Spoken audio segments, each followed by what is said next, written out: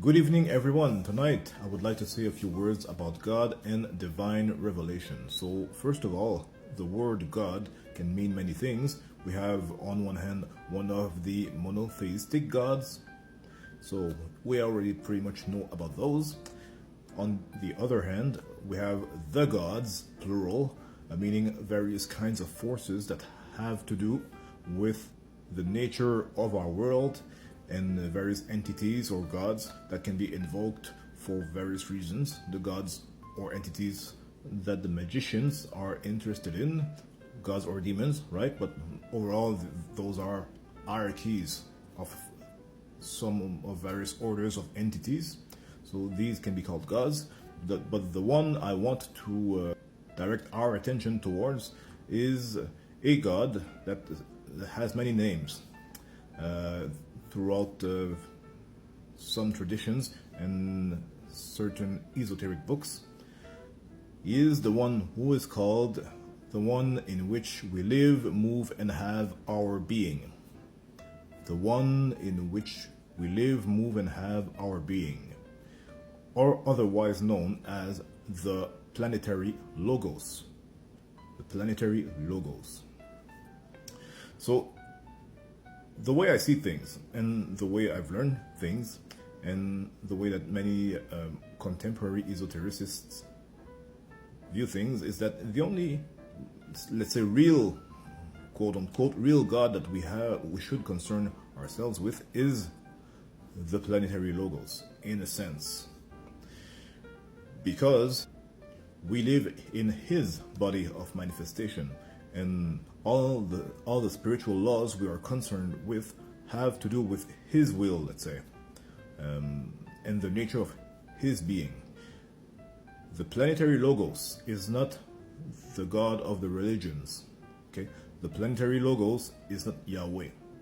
The planetary logos is not Allah or any of the other gods. Basically, he's not really the gods. It's not really the God that the Christians believe in either.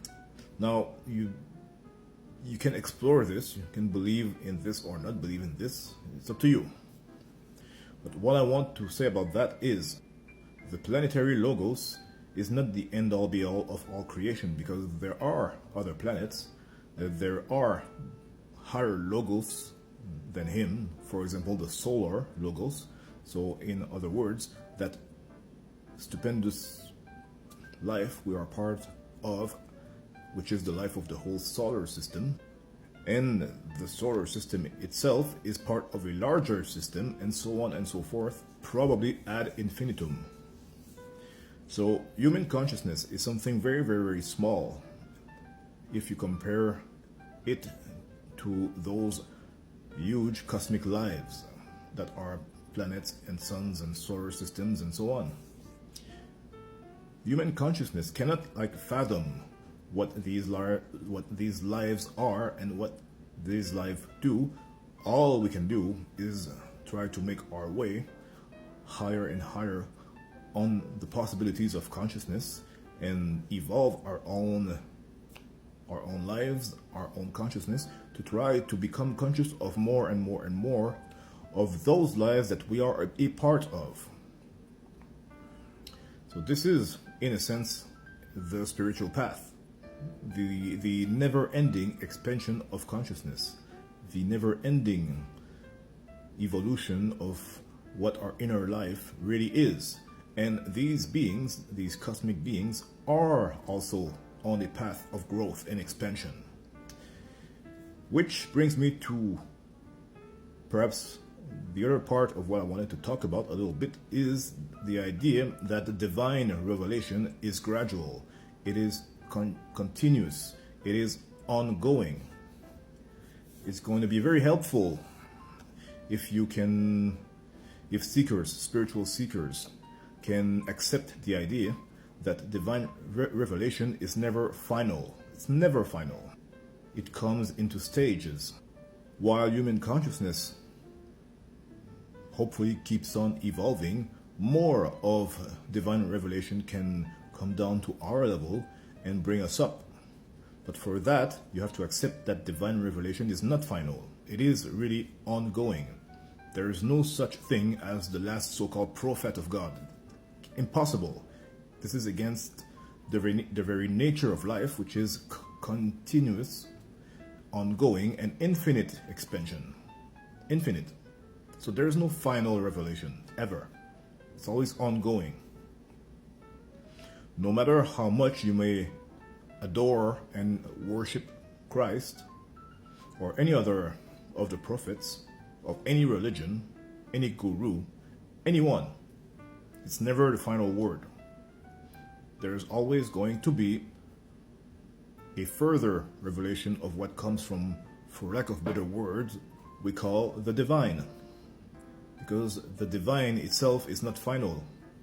Never is, never was, never will be. All life is in a constant state of expansion, like the universe. Scientists say the universe is in expansion. Well, this is true for the universe, but it's also true for everything else. Or rather, everything that is part of the universe. Expansion is one of the basic, fundamental law of life. All is in expansion. So is divine revelation. Don't expect the next, let's say, Christ or the next Buddha to just repeat stuff that was said 2,000 years ago. Divine revelation will be brought up several notches, let's say. New things that come from very far places, very far domains of existence, very far or very higher planes, can come to us if we are capable of accepting these revelations, this new energy that can come from very far away, from our very little, tiny, minute plane of existence that we know of right here. So, for perhaps the good of spiritual seekers everywhere, and even religious people, if you can accept the very simple idea that divine revelation is infinite, continuous, and there is constantly new stuff coming from those high places down to us. Don't crystallize the possibilities about what can be revealed, and don't grow too attached to ancient ways of seeing things, ancient laws, ancient morality, ancient whatever.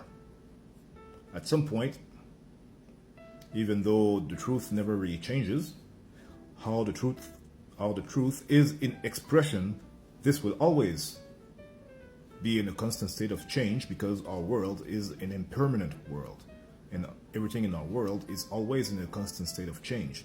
Even though what we could say, for lack of better words, again, some form of ultimate truth is not something that is subject to change. It is still an expansion while remaining the same. It just expands into more of what it is already. But in our very little small plane of existence, it's going to manifest as new things, new revelations, new possibilities for human expansion, enlightenment, new. The future will bring new things as far as everything materiality and spirituality is concerned.